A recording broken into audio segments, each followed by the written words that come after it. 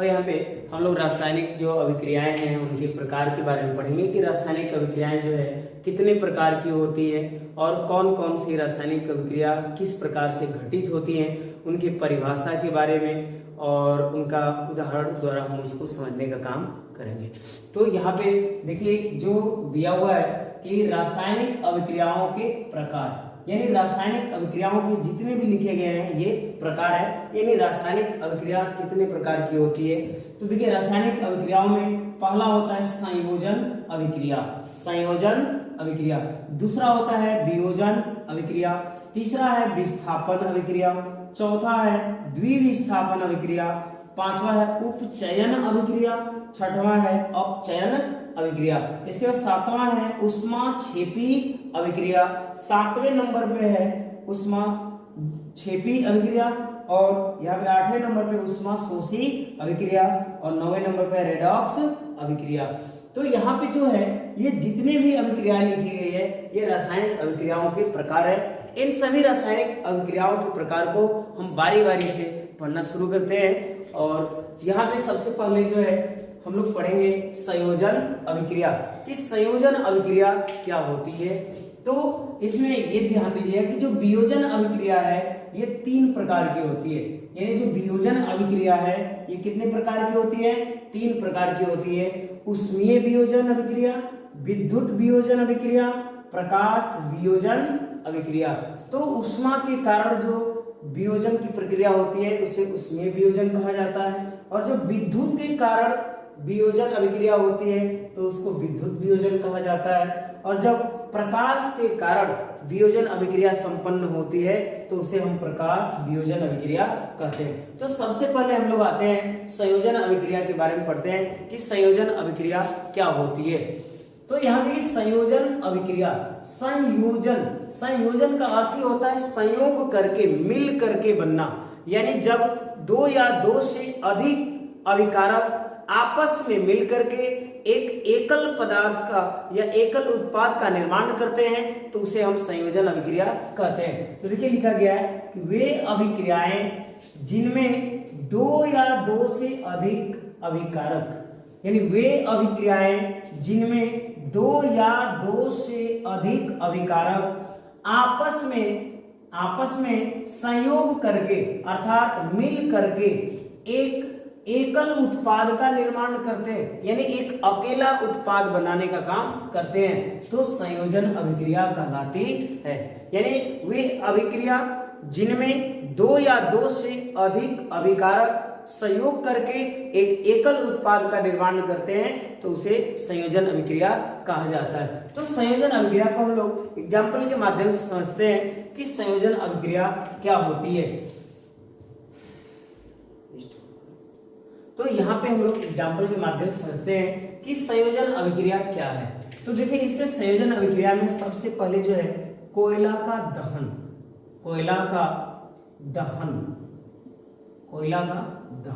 यानी जो कोयला का दहन है वो एक प्रकार की संयोजन अभिक्रिया है।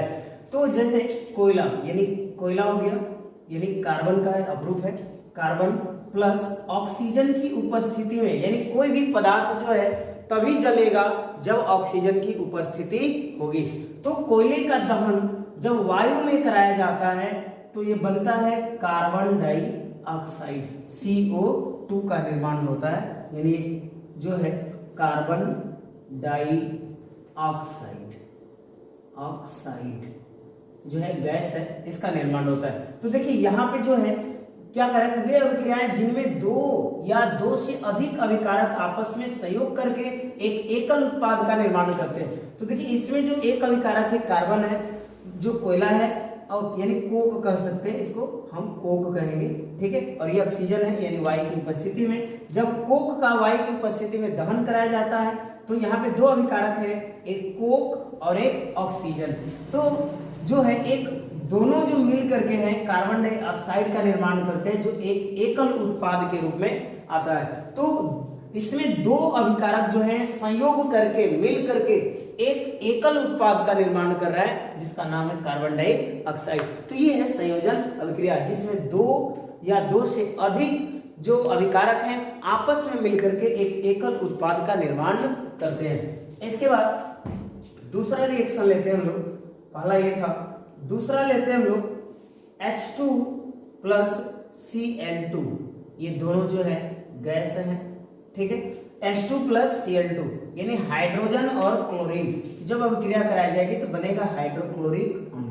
तो देखिए यहाँ पे अभिकारक कौन है, H2 और Cl2, यानी दो अभिकारक आपस में मिल करके एक एकल उत्पाद का निर्माण कर रहे हैं, यानी अकेला उत्पाद का निर्माण कर रहे हैं, जिसका नाम है हाइड्रोक्लोरिक अम्ल, हाइड्रोक्लोरिक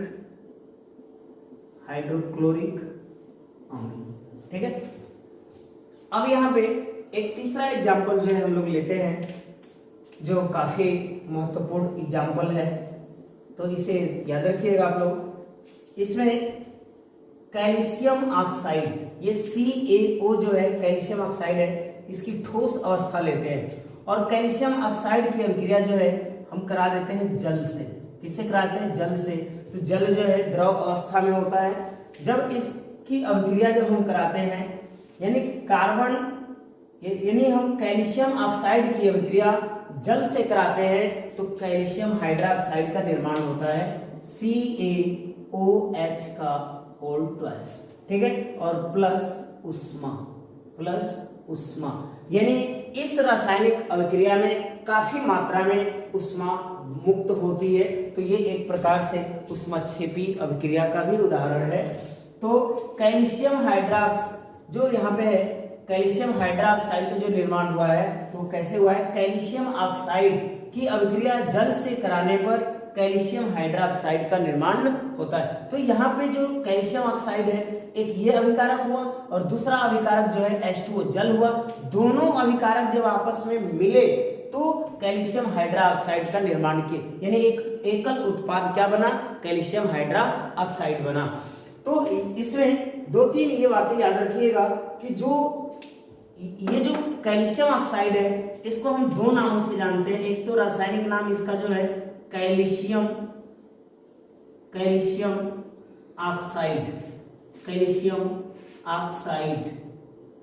ऑक्साइड है, और दूसरा इसका जो नाम है उसको हम जानते हैं कली चूना।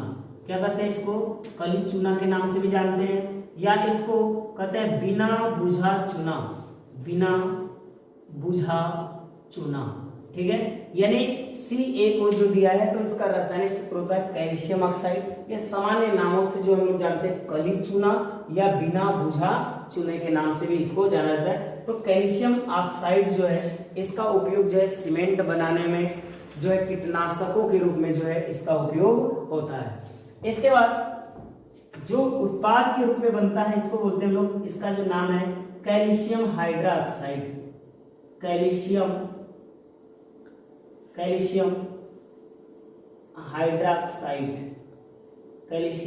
हाइड्रोक्साइड। इसको जो है बुझा हुआ चूने के नाम से जाना जाता है, बुझा हुआ चूना। इसको क्या कहता है, बुझा हुआ चूना। यानी जब कैल्शियम हाइड्रोक्साइड को जल के साथ अभिक्रिया यानी जब कैल्शियम ऑक्साइड को जल के साथ अभिक्रिया कराया जाता है तो कैल्शियम हाइड्रोक्साइड का निर्माण होता है, जिसको बुझा हुआ चूना भी कहते हैं, या इसको भाखरा चूना कहते हैं। क्या कहते हैं इसको, भाखरा चूना के नाम से भी जाना जाता है, यानी इसको भाखरा चूना भी कहते हैं। जो कैल्शियम हाइड्रोक्साइड है इसका जो उपयोग है वो दीवारों की सफेदी करने के लिए किया जाता है, जो दीवार की सफेदी यानी रंगाई पोताई के काम में आता है। इसके बाद हम लोग दूसरी रासायनिक अभिक्रिया पढ़ेंगे, वियोजन अभिक्रिया। कौन सी अभिक्रिया पढ़ेंगे हम लोग, वियोजन अभिक्रिया। वियोजन अभिक्रिया तीन प्रकार की होती है, उष्मीय वियोजन जो उष्मा के कारण होता है, विद्युत वियोजन जो विद्युत के कारण होता है, तीसरा होता है प्रकाश वियोजन जो प्रकाश के कारण होता है। तो यहाँ पे हम लोग सबसे पहले पढ़ते हैं वियोजन अभिक्रिया। वियोजन अभिक्रिया क्या होता है, देखिए वियोजन का अर्थ ही होता है टूट जाना, वियोजित हो जाना या अपघटित हो जाना। तो हम कह रहे हैं कि ऐसी अभिक्रिया जिसमें कोई यौगिक अपने अवयवी तत्वों या छोटे छोटे सरल यौगिकों में टूट जाता है, वियोजन अभिक्रिया कहलाती है। यानी कह रहा है कि ऐसी रासायनिक अभिक्रिया जिसमें कोई यौगिक अपने अवयवी तत्वों या छोटे छोटे सरल यौगिकों में टूट जाता है, वियोजन अभिक्रिया कहलाती है। ठीक है, और वियोजन अभिक्रिया जो होता है, ये अभिक्रियाएं ऊष्माशोषी प्रकृति की होती है। यानी जो वियोजन अभिक्रियाएं होती हैं वो ऊष्माशोषी प्रकृति की होती है, अर्थात ऊष्मा का उसमें अवशोषण होता है, तो उसको बोलते हैं ऊष्माशोषी अभिक्रिया। वियोजन अभिक्रियाएं ये 3 प्रकार की होती है। यानी वियोजन अभिक्रियाएं जो है वो कितने प्रकार की होती है? 3 प्रकार की होती है। तो कौन कौन होती है 3 प्रकार की? पहला उष्मीय वियोजन, दूसरा विद्युत वियोजन और तीसरा प्रकाश वियोजन। तो आइए इसमें से पहले हम लोग पढ़ते हैं उष्मीय वियोजन। यानी उष्मीय वियोजन अभिक्रिया क्या है? तो उष्मीय वियोजन वह रासायनिक अभिक्रिया जिसमें यौगिक ऊष्मा के द्वारा 2 या 2 से अधिक सरल पदार्थों में टूट जाता है, उष्मीय वियोजन अभिक्रिया कहलाती है। यानी वह रासायनिक अभिक्रिया जिसमें यौगिक ऊष्मा के कारण 2 या 2 से अधिक सरल यौगिकों में टूट जाता है। यानी इसमें अहम भूमिका तोड़ने में, जो यौगिक होता है उसको तोड़ने में अहम भूमिका किसकी होती है? ऊष्मा की होती है। यानी उसको गर्म किया जाएगा, हीट किया जाएगा, तो वह अपने छोटे छोटे सरल यौगिकों में टूट जाता है, तो उसको हम बोलते हैं उष्मीय वियोजन। यानी ऊष्मा के कारण होने वाली वियोजन अभिक्रिया उष्मीय वियोजन अभिक्रिया कहलाती है। तो जैसे हम यहाँ पे लेते हैं कैल्शियम कार्बोनेट CaCO3, इसको चूना पत्थर भी कहते हैं या कैल्शियम कार्बोनेट। जो इसको हम लोग यदि गर्म करते हैं, क्या करते हैं? गर्म करते हैं, तो ये बन जाता है CaO प्लस CaO। देखिए यहाँ पे कैल्शियम ऑक्साइड बन जाएगा, तो कैल्शियम ऑक्साइड बनेगा और इसके साथ साथ क्या बनेगा? यहाँ पे कैल्शियम ऑक्साइड बनेगा और इसके बाद CO2 गैस। CO2 गैस ये ठोस के रूप में होता है और ये भी जो है सॉलिड यानी ठोस अवस्था में होता है। ठीक है, यानी कैल्शियम कार्बोनेट को जब गर्म किया जाएगा यानी ऊष्मा हीट किया जाएगा, तो कैल्शियम ऑक्साइड जो इसको हम बिना बुझा हुआ चूना या कली चूना के नाम से जानते हैं, इसका उपयोग जो है सीमेंट बनाने में या कीटाणुनाशक के रूप में किया जाता है। इसके बाद कार्बन डाइऑक्साइड जो है गैस का निर्माण होता है। तो ये जो है उष्मीय वियोजन अभिक्रिया है। यानी ऊष्मा के कारण जो है जो कैल्शियम कार्बोनेट जो है अपने अवयवी तत्वों में क्या हुआ? टूट चुका है। इसके जो अवयवी तत्व हैं कैल्शियम ऑक्साइड और कार्बन डाइऑक्साइड। ठीक है, तो ये हुआ उष्मीय वियोजन। यानी ऊष्मा के कारण वियोजन अभिक्रिया संपन्न होती है, तो उसको बोलते हैं उष्मीय वियोजन अभिक्रिया। इसके बाद आते हैं दूसरा है विद्युत वियोजन। विद्युत वियोजन यानी विद्युत के कारण वियोजन अभिक्रिया जब संपन्न होती है तो उसको विद्युत वियोजन कहते हैं। देखिए क्या लिखा गया है कि वह अभिक्रिया जिसमें यौगिक के जलीय विलयन में, कह रहा है कि वह अभिक्रिया जिसमें यौगिक के जलीय विलयन में विद्युत प्रवाहित यानी विद्युत धारा प्रवाहित करने पर यह 2 या 2 से अधिक सरल पदार्थों में टूट जाता है, विद्युत वियोजन कहलाता है। यानी वह अभिक्रिया जिसमें यौगिक के जलीय विलयन में विद्युत धारा प्रवाहित करने पर यौगिक जो है 2 या 2 से अधिक अपने सरल पदार्थों में टूट जाता है, तो उसको हम विद्युत वियोजन कहते हैं।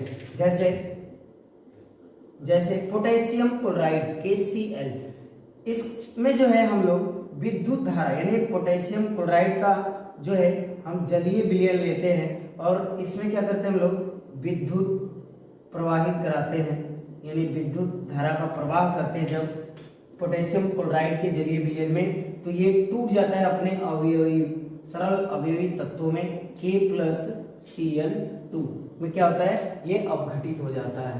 तो यहाँ पे जो G है वो गैस है।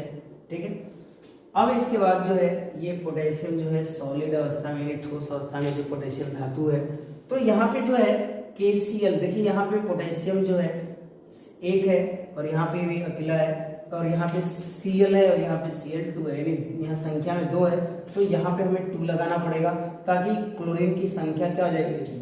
बाएं साइड और दाएं साइड बराबर हो जाए। अब देखिए यहाँ पे पोटेशियम भी 2 हो गया, तो तो यहाँ पे 2 लगा देते हैं, तो ये संतुलित समीकरण हो गया।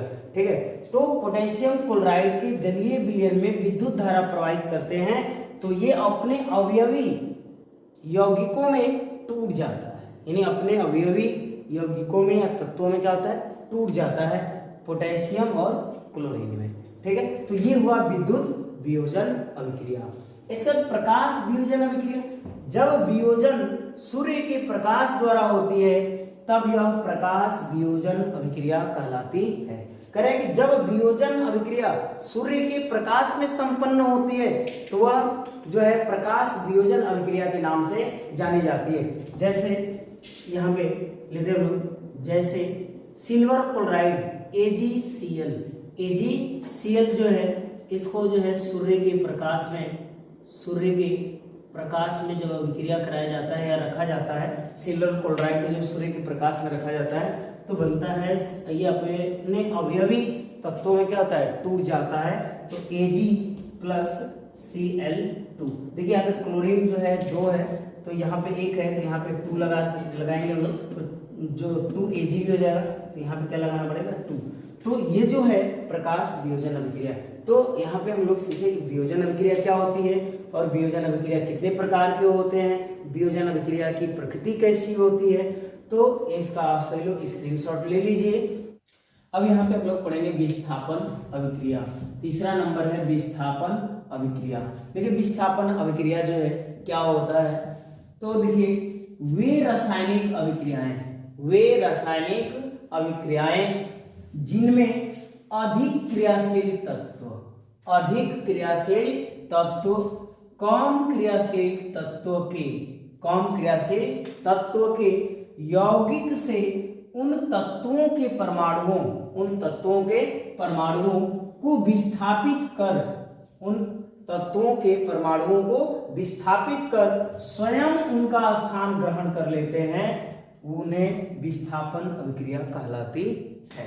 यानी जो है विस्थापन अभिक्रियाएं जो है वैसी रासायनिक अभिक्रिया है जिनमें अधिक क्रियाशील तत्व कम क्रियाशील तत्वों को उसके यौगिक से विस्थापित कर स्वयं उसका स्थान ग्रहण कर लेता है, तो विस्थापन अभिक्रिया कहलाती है। इसी विस्थापन अभिक्रिया को जो है प्रतिस्थापन अभिक्रिया भी कहा जाता है। यानी इसे जो है विस्थापन जो अभिक्रिया है इसे प्रतिस्थापन अभिक्रिया के नाम से भी जाना जाता है। अब देखिए यहाँ पे याद रखिएगा, जो विस्थापन अभिक्रिया है ये 2 तरह की होती है। एकल विस्थापन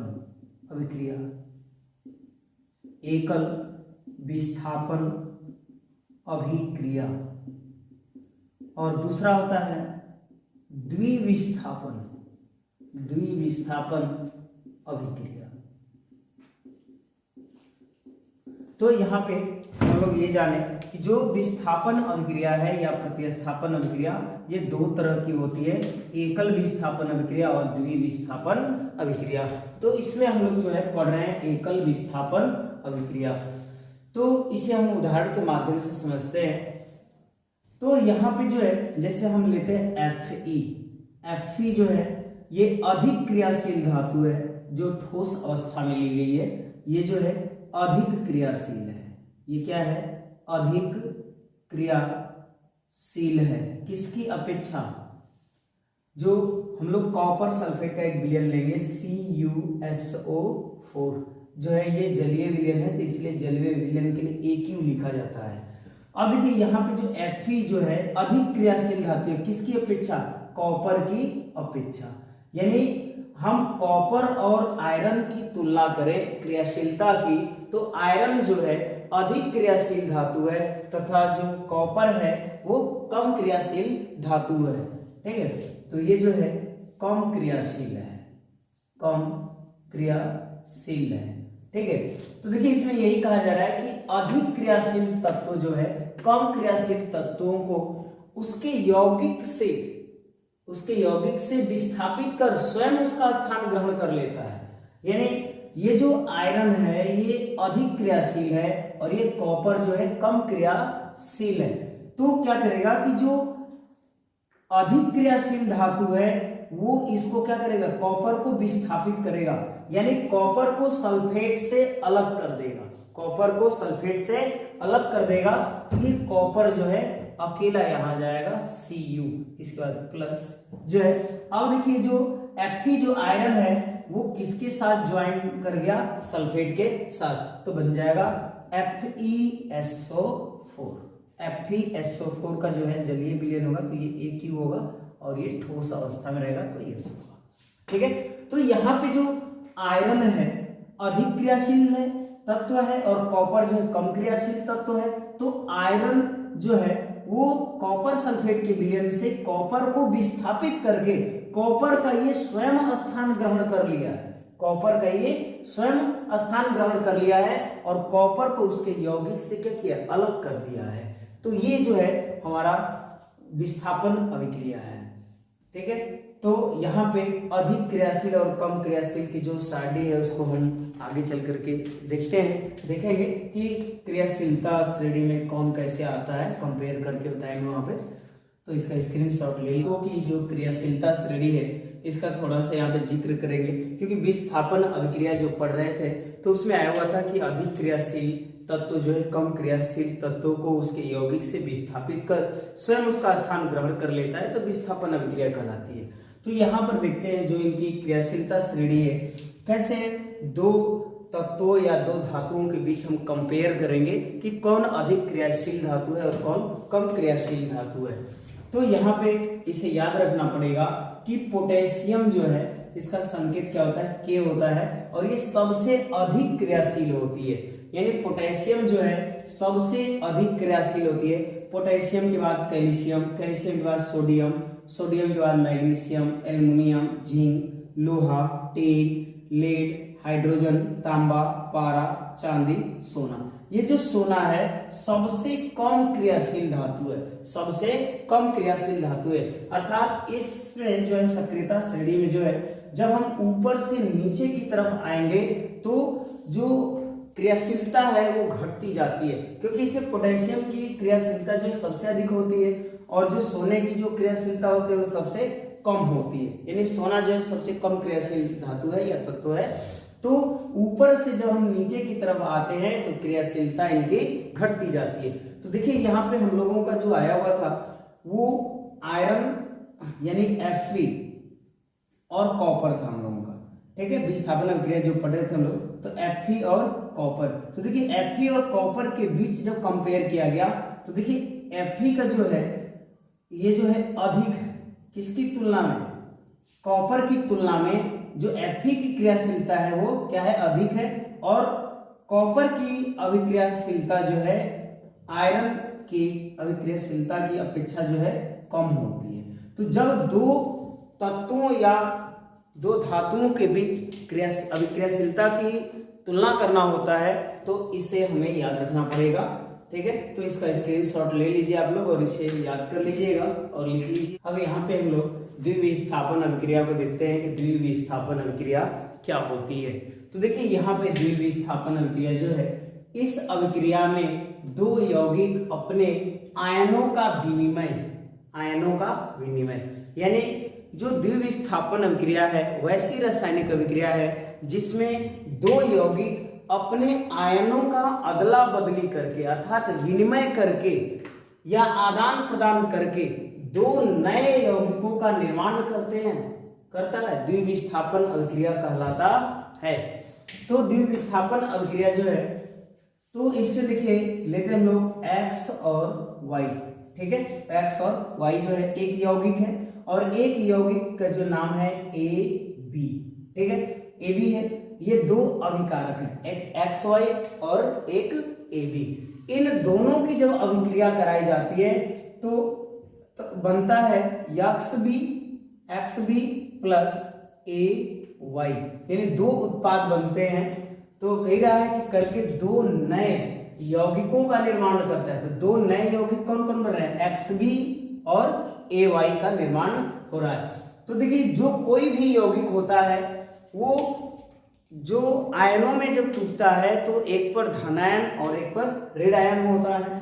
तो यहाँ पे जो है ये जब टूटेगा तो X प्लस Y माइनस होगा, फिर plus A plus B minus होगा, इसके बाद तीर, ठीक है, एरो बनाएंगे। अब देखिए जो धन आयन है वो हमेशा ऋण आयन के साथ जुड़ता है, जो धन आयन है वो हमेशा ऋण आयन के साथ जुड़ता है। तो जो x प्लस है वो किसके साथ जुड़ेगा, b माइनस के साथ जुड़ेगा, तो हो जाएगा x प्लस b माइनस, इसके बाद प्लस, अब जो है a प्लस जो है y माइनस के साथ जुड़ेगा, तो ये हो जाएगा a प्लस y माइनस, ठीक है। तो इसलिए इस तरह से यौगिकों का निर्माण होता है। तो इसको एग्जाम्पल के माध्यम से समझते हैं हम लोग।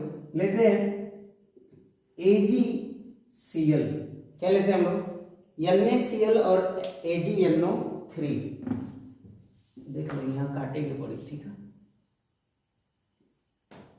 द्विविस्थापन होगा। अब यहाँ पे जो है एग्जाम्पल के माध्यम से समझते हैं। तो हम लोग लेते हैं NaCl, क्या लेते हैं, NaCl sodium chloride plus AgNO3 silver nitrate है, इसके बाद एरो, ठीक है। तो ये बनता है, देखिए Na जो है सोडियम है वो NO3 के साथ जुड़ेगा, तो बनेगा NaNO3 सोडियम नाइट्रेट, और इसके बाद Ag जो है Cl के साथ जुड़ेगा, तो हो जाएगा AgCl, ठीक है, AgCl, ये अवक्षेप के रूप में बचता है, इसलिए नीचे की तीर दे देते हैं हम लोग। अब देखिए यहाँ पे जो है ये NaCl जो है एक यौगिक है, जो सोडियम और क्लोराइड जो है, जो सोडियम क्लोराइड है ये यौगिक है, और ये यौगिक जो है अपने धनायन और ऋणायन में टूटेगा। तो जो Na है तो ये इस प्रकार से टूटता है, Na प्लस Cl माइनस, इसके बाद प्लस AgNO3 जो है इस तरह से टूटता है, Ag प्लस NO3 माइनस, इसके बाद एरो लेंगे। अब यहाँ पे जो है Na प्लस Cl माइनस से टूटता है, और AgNO3 Ag plus NO3 minus से टूटता है। तो यहाँ पे जो है प्लस वाला जो है माइनस के साथ हमेशा जुड़ता है। तो देखिए जो Na है वो किसके साथ जुड़ेगा, NO3 के साथ, यानी Na प्लस NO3 माइनस। तो Na प्लस NO3 माइनस जो है एक साथ जुड़ेगा, तो ये बन जाएगा NaNO3, इस तरह से बना। इसके बाद इधर जो Ag जो है Cl के साथ अटैच होता है, तो यहाँ बनेगा AgCl, ये सिल्वर क्लोराइड है, ठीक है। तो ये है विस्थापन अभिक्रिया, द्विविस्थापन अभिक्रिया। देखिए इसमें दो यौगिक जो है, दो यौगिक अपने आयनों का आदान प्रदान करके दो नए यौगिकों का निर्माण करते हैं। देखिए इसमें जो NaCl है और AgNO3 है, अपने आयनों का ये आदान प्रदान कर रही है, यानी जो Na है जो है वो AgNO3 का जो ऋण आयन है इसके साथ आदान करता है, यानी प्राप्त करता है, लेता है, और जो Ag प्लस है वो Cl को अपने साथ लेता है। तो आदान प्रदान करते हैं, यानी दो जो यौगिक है अपने आयनों का आदान प्रदान करके दो नए यौगिकों का जब निर्माण करते हैं तो द्विविस्थापन अभिक्रिया कहलाती है। तो ये है आपकी द्विविस्थापन अभिक्रिया। अब यहाँ पे हम लोग पढ़ते हैं उपचयन अभिक्रिया। क्या पढ़ेंगे, उपचयन अभिक्रिया, ठीक है। तो देखिए उपचयन अभिक्रिया क्या होती है यहाँ पे, तो कह रहा है कि किसी रासायनिक अभिक्रिया में किसी पदार्थ से ऑक्सीजन का योग होता है। करेक्ट, किसी रासायनिक अभिक्रिया में किसी पदार्थ से ऑक्सीजन का योग होता है, किसी पदार्थ से ऑक्सीजन का योग होता है, ठीक है, अथवा पदार्थ से हाइड्रोजन का ह्रास होता है, यानी पदार्थ से हाइड्रोजन का ह्रास होता है, यानी हाइड्रोजन निष्कासित होता है, होने पर वह अभिक्रिया उपचयन अभिक्रिया कहलाती है। यानी वैसी रासायनिक अभिक्रिया जिसमें ऑक्सीजन का किसी पदार्थ के साथ संयोग होता है अथवा किसी पदार्थ के साथ हाइड्रोजन का ह्रास होता है, तो ऐसी रासायनिक अभिक्रिया जो है उपचयन अभिक्रिया कहलाती है। उपचयन अभिक्रिया को ही ऑक्सीकरण अभिक्रिया के नाम से भी जाना जाता है, यानी इसे ऑक्सीकरण अभिक्रिया भी कहा जाता है। अब इसे एग्जाम्पल के माध्यम से समझ रहे हैं हम लोग। किसी तत्व से ऑक्सीजन का संयोग कराने, किसी पदार्थ से ऑक्सीजन का योग होना चाहिए, तो वहां पे ऑक्सीकरण अभिक्रिया कहलाएगी। तो जैसे यहाँ पे सल्फर जो है यानी गंधक, ये जो है सल्फर, क्या है, सल्फर की योग जो है ऑक्सीजन से कराते हैं तो हम लोग बनता है सल्फर डाइऑक्साइड SO2। तो देखिए यहाँ पे सल्फर के साथ ऑक्सीजन का जो है योग हो रहा है, जुड़ रहा है, तो बन रहा है SO2। तो ये जो अभिक्रिया है, ये जो अभिक्रिया कहलाएगी, ये जो है उपचयन अभिक्रिया है। ये कौन सी अभिक्रिया होगी? उपचयन अभिक्रिया होगी, क्योंकि इसमें सल्फर के साथ ऑक्सीजन का योग हो रहा है तो बन रहा है SO2 यानी सल्फर डाइऑक्साइड, जो कि एक उपचयन अभिक्रिया है। इसका करें किसी यौगिक से H2 का ह्रास, यानी करें यहाँ पे कि अथवा किसी यौगिक से या पदार्थ से हाइड्रोजन का ह्रास होता है, निष्कासन होता है, तो भी वह अभिक्रिया जो है उपचयन अभिक्रिया या ऑक्सीकरण अभिक्रिया कहलाती है। तो यहाँ पे जो है हम देखते हैं एक एग्जाम्पल के माध्यम से समझते हैं यहाँ पे, ठीक है। तो यहाँ पे लेते हैं हम लोग HCl, 4HCl लेते हैं, ये हाइड्रोक्लोरिक अम्ल है। इसके बाद MnO2, मैग्नीज डाइऑक्साइड, ठीक है। इसका जब अभिक्रिया कराते हैं हम लोग तो इसमें देखिए जो है MnCl2 बनता है। ये जो मैग्नीज है वो क्लोरीन के साथ आएगा तो बनता है MnCl2, manganese chloride, manganese chloride बनता है। इसके बाद जो हाइड्रोजन है वो ऑक्सीजन के साथ अभिक्रिया कर जाता है तो बनता है H2O। क्या बनता है? H2O, ठीक है। तो यहाँ पे देखिए हाइड्रोजन कितने हैं? 4 हैं, और यहाँ पे हाइड्रोजन 2 हैं, तो यहाँ पे 2 लगा देते हैं तो 2 दूनी के 4 हाइड्रोजन हो जाएंगे। मैग्नीज 1 है तो मैग्नीज 1 है। अब इधर क्लोरीन जो है 4 गो है, Cl कितने 4 है, इधर Cl2 है, इसके बाद अभी Cl2 जो बचेगा ये जो है क्लोरीन गैस क्या हो रही है? निष्कासित हो रही है इस अभिक्रिया में। तो यहाँ पर देखिए कि यहाँ करें कि किसी पदार्थ से हाइड्रोजन का ह्रास होता है या हाइड्रोजन का निष्कासन होता है, यानी हाइड्रोजन साथ छोड़ के चला जाता है, तो होने पर वह अभिक्रिया जो है उपचयन अभिक्रिया कहलाती है। तो यहाँ पे जो HCl है, यहाँ पे जो HCl है, तो यहाँ पे जो हाइड्रोजन है वो निष्कासित हो रहा है, यानी इसमें किसका ऑक्सीकरण हो रहा है? HCl का जो है ऑक्सीकरण हो रहा है, क्योंकि HCl से हाइड्रोजन जो है Cl का साथ छोड़ करके वो ऑक्सीजन के साथ आ रहा है, यानी ह्रास हो रहा है, निष्कासन हो रहा है यहाँ से हाइड्रोजन का Cl के साथ, तो ये जो है उपचयन अभिक्रिया कहलाएगी। कह सकते हैं कि इसमें HCl का ऑक्सीकरण हो रहा है, क्योंकि HCl से ही हाइड्रोजन क्या हो रहा है? निष्कासित हो रहा है। तो ये है उपचयन अभिक्रिया, जिसको हम ऑक्सीकरण अभिक्रिया के नाम से भी जानते हैं। अब यहाँ पे हम लोग पढ़ेंगे अपचयन अभिक्रिया। क्या पढ़ेंगे? अपचयन अभिक्रिया के बारे में पढ़ते हैं। तो देखिए अपचयन अभिक्रिया जो है उपचयन अभिक्रिया का उल्टा होता है, ठीक विपरीत होता है, ठीक है।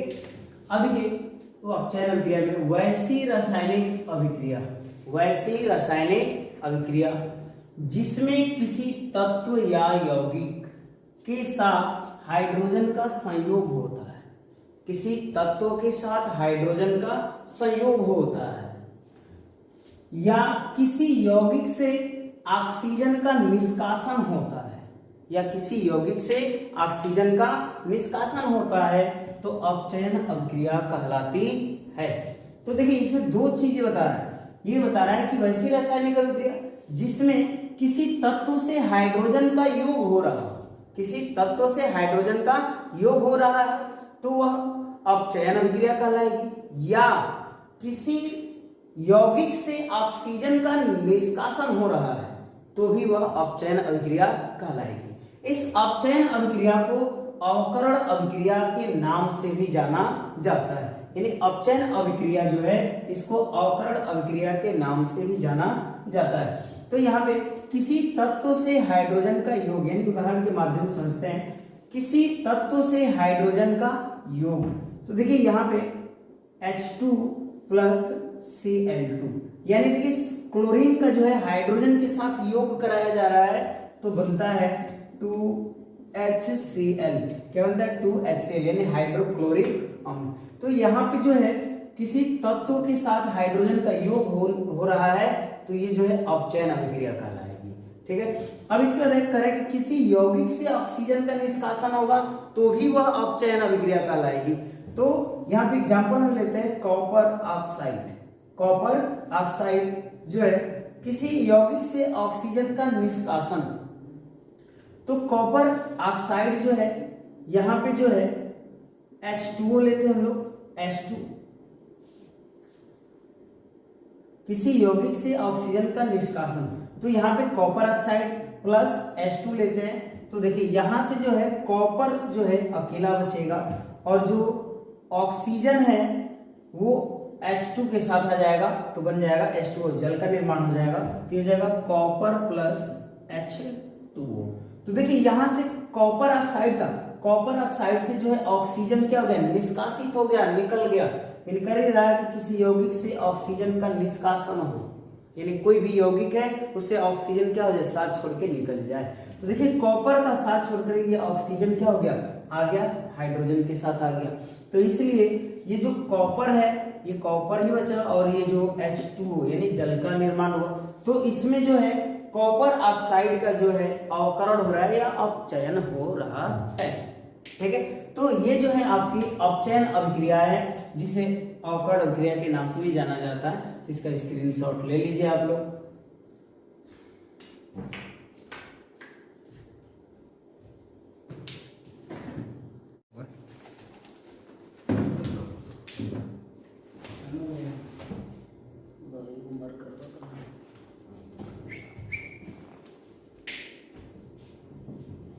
अब यहाँ पे हम लोग पढ़ेंगे रेडॉक्स अभिक्रिया के बारे में कि रेडॉक्स अभिक्रिया क्या होती है। तो देखिए यहाँ पे रेडॉक्स अभिक्रिया के बारे में पढ़ते हैं हम लोग। देखिए कर रहे हैं कि ऐसी अभिक्रियाएं, ऐसी रासायनिक अभिक्रियाएं जिनमें उपचयन तथा अपचयन, उपचयन तथा अपचयन, देखिए उपचयन को जो है ऑक्सीकरण भी कहा जाता है, ऑक्सीकरण तथा अवकरण, ऑक्सीकरण तथा अवकरण कह सकते हैं। ऐसी रासायनिक अभिक्रिया जिनमें ऑक्सीकरण तथा अवकरण प्रक्रिया एक साथ एक ही समय पर संपन्न होती है या घटित होती है, रेडॉक्स अभिक्रिया कहलाती है। यानी ऐसी रासायनिक अभिक्रिया जिनमें ऑक्सीकरण तथा अवकरण प्रक्रिया एक साथ एक ही समय पर घटित होती है तो रेडॉक्स अभिक्रिया कहलाती है। और यहाँ पे एक बात हमेशा के लिए याद रखिएगा, अकेले न तो ऑक्सीकरण अभिक्रिया होती है और ना ही अपचयन होता है, यानी दोनों जो अभिक्रियाएं हैं ऑक्सीकरण और अवकरण दोनों साथ साथ होती हैं, कभी भी ये दोनों अभिक्रियाएं अकेले नहीं होती हैं, जिसको हम उदाहरण के माध्यम से समझते हैं। यहाँ पे हमने लिया कॉपर ऑक्साइड CuO, इसके बाद प्लस H2 हाइड्रोजन लिया। ठीक है, अब इसकी अभिक्रिया जब हम कराएंगे तो देखिए यहाँ पे कॉपर क्या है, कॉपर प्लस H2O। तो देखिए यहाँ पे रेडॉक्स अभिक्रिया में ऑक्सीकरण तथा अवकरण दोनों एक साथ हो रहा है, एक साथ एक ही समय पे घटित होना है तो भी रेडॉक्स अभिक्रिया कहलाएगा। तो यहाँ पे देखिए CuO कॉपर ऑक्साइड से क्या हो रहा है कि यहाँ पे कॉपर ऑक्साइड केवल क्या बना रहा है, कॉपर, यानी इससे ऑक्सीजन क्या हो गया, निष्कासित हो गया, यानी कॉपर ऑक्साइड से ऑक्सीजन का निष्कासन हो रहा है। और जब निष्कासन होता है तो वह अभिक्रिया क्या कहलाती है, अवकरण अभिक्रिया या अपचयन अभिक्रिया। तो देखिए इसमें ऑक्सीजन का जो है क्या हो रहा है, निष्कासन हो रहा है, तो जिसमें ऑक्सीजन का निष्कासन होता है वो अवकरण या अपचयन अभिक्रिया होती है। और यहाँ पे जो हाइड्रोजन है वो ऑक्सीजन के साथ क्या हो रहा है, संयोग कर रहा है। तो जब ऑक्सीजन का संयोग होता है किसी पदार्थ के साथ तो ऑक्सीकरण या उपचयन अभिक्रिया कहलाती है। तो यहाँ पे जो ऑक्सीजन जो है, ऑक्सीजन का संयोग हो रहा है इसलिए ये ऑक्सीकरण या उपचयन अभिक्रिया कहलाएगी। तो देखिए ये जो पूरी अभिक्रिया है ये रेडॉक्स अभिक्रिया कहलाएगी या अपचयन उपचयन अभिक्रिया भी इसको कहा जाता है। अब इसके बाद सेकेंड नंबर देखते हैं हम लोग, दूसरा उदाहरण है H2S plus Cl2 arrow 2HCl plus S। अब देखिए यहाँ से जो H2S है यानी हाइड्रोजन सल्फाइड जो है, इससे क्या हो रहा है कि हाइड्रोजन का निष्कासन हो रहा है, हाइड्रोजन का क्या हो रहा है, निष्कासन, यानी सल्फर के साथ जो हाइड्रोजन है वो साथ छोड़ रहा है, हाइड्रोजन साथ छोड़ करके हट रहा है, निकल रहा है, तो देखिए यहाँ पे जो है ऑक्सीकरण या अपचयन अभिक्रिया कहलाएगी। और ये जो क्लोरीन के साथ जो है हाइड्रोजन का संयोग हो रहा है, देखिए तब बन गया HCl। तो जब किसी पदार्थ के साथ हाइड्रोजन का संयोग होता है तो ऑक्सीकरण या उपचयन अभिक्रिया कहलाती है। तो देखिए इसमें ऑक्सीकरण और अवकरण दोनों प्रक्रिया जो है एक साथ एक ही समय पर घटित हो रही है, इसलिए ये कहलाएगी रेडॉक्स अभिक्रिया। ये परीक्षा की दृष्टि से काफी महत्वपूर्ण है। आपके बोर्ड एग्जाम में जो है रेडॉक्स अभिक्रिया को कितनी बार भी पूछा जा चुका है, तो इसलिए इस अभिक्रिया को आप लोग याद रखिएगा। तो इसका स्क्रीनशॉट ले लीजिए आप लोग।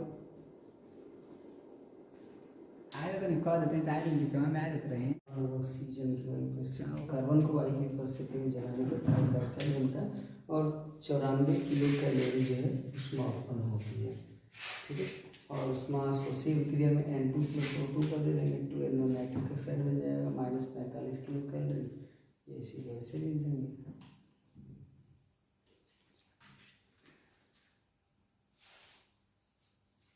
अब यहाँ पे हम लोग पढ़ेंगे ऊष्मा शोषी अभिक्रिया और ऊष्मा क्षेपी अभिक्रिया। तो देखिए यहाँ पे ऊष्मा शोषी अभिक्रिया और ऊष्मा जो है गोलमाल है एक ध्यान रखिए, कटेगा शुरू में।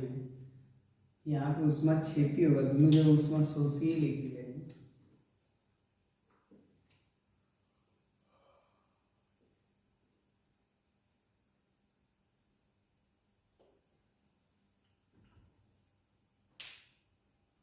अब देखिए यहाँ पढ़ेंगे ऊष्माक्षेपी अभिक्रिया। तो ऊष्माक्षेपी अभिक्रिया क्या होती है देखते हैं हम लोग। देखिए यहाँ पे कह रहा है कि वे रासायनिक अभिक्रियाएं जिनमें ऊष्मा निकलती है, यानी वैसी रासायनिक अभिक्रिया जिनके घटित होने के पश्चात उसमें से ऊष्मा का निष्कासन होता है, ऊष्मा लगातार निकलती रहती है, तो उस अभिक्रिया को हम ऊष्माक्षेपी अभिक्रिया कहते हैं।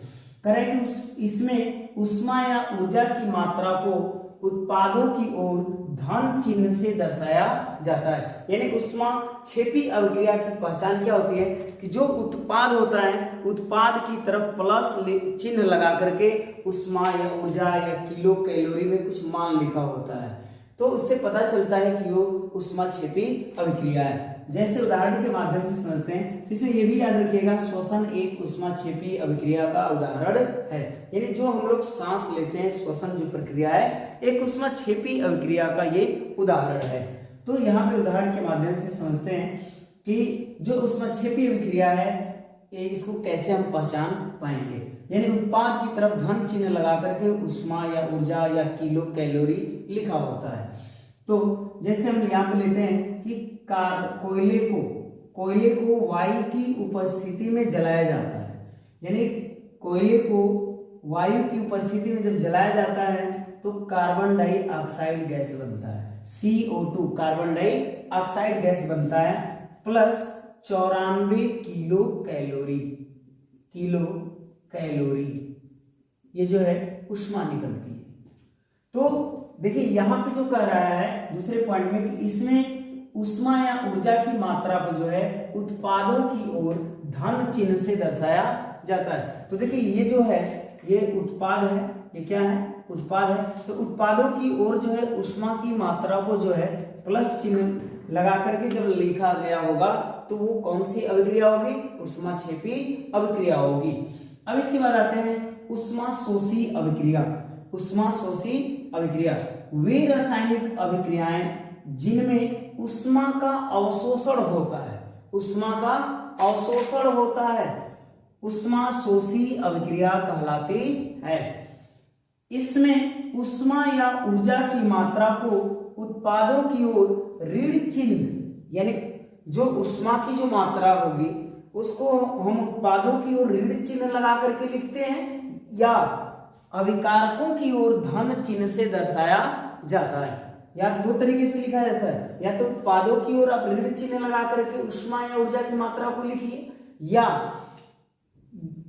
धन चिन्ह लगा करके अभिकारकों की तरफ आप उष्मा या ऊर्जा की मात्रा को लिखिए, तो वो होगा आपका उष्माशोषी अभिक्रिया। तो इसमें उष्माशोषी अभिक्रिया के लिए एक एग्जांपल लेते हैं हम लोग, N2 प्लस O2 यानी नाइट्रोजन प्लस ऑक्सीजन की जो अभिक्रिया कराई जाएगी तो बनेगा नाइट्रिक ऑक्साइड NO2NO बनेगा नाइट्रिक ऑक्साइड। इसके बाद माइनस 45 किलो कैलोरी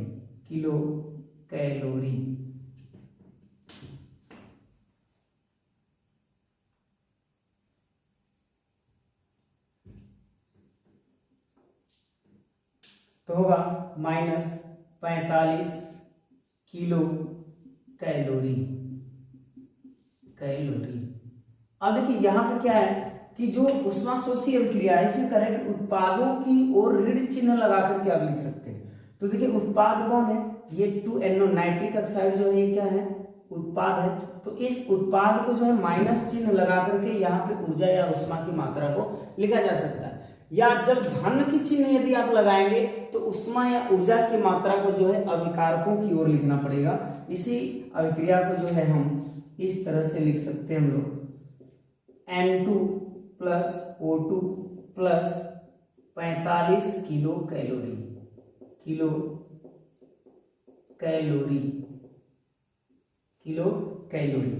ठीक है। इसके बाद एरो 2NO।